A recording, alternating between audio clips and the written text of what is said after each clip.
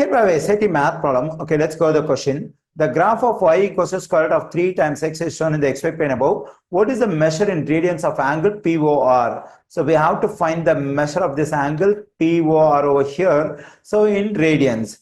Okay, now let's consider the equation of the line, that is y equals to square root of 3 times x. Actually, it is in slope intercept form, that is y equals to mx cos to b. Actually, the b value is not there, we have to assume it's 0. So actually, b represents the y coordinate of the y-intercept. In our equation, the y coordinate of the y-intercept is 0. That is, the equation is passing through the origin, and also the given graph, the line is passing through the origin. Okay, here this m represents the slope. At the place of m, we have square root of 3. So that is m equals to square root of 3. Now let me take denominator 1 over here. Even if I write the square root of 3 as square root of 3 over 1, it's still equal to 1, because I just want this value in the form of rise over run. So rise over run is a formula to get the slope. So at the place of rise, we have square root of 3. At the place of run, we just have 1. Okay, now let me draw a vertical line from the point P to the x-axis over here. Let me draw it over here.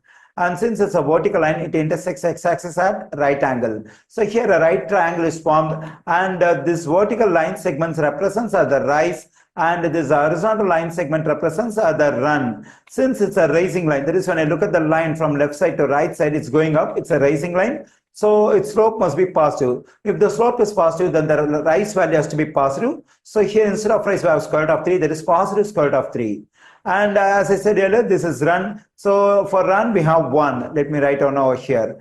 And let me say theta is the angle measure that is represents angle POR. So now my aim is to get the value of theta, which gives angle POR. Okay, now let's consider this right triangle. In this right triangle, so this side is opposite to the angle measure theta. So we can consider this is opposite side.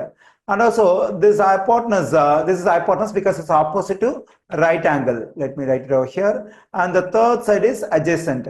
We know the length of opposite side and adjacent side. Now I need to consider the trigonometric ratio in which we have opposite side and adjacent side. That is tangent. That is tangent theta equals to opposite side divided by adjacent side. That is square root of 3 divided by 1. Let me write it, square root of 3 divided by 1. So we get tangent theta equals to square root of 3 divided by 1 is square root of 3.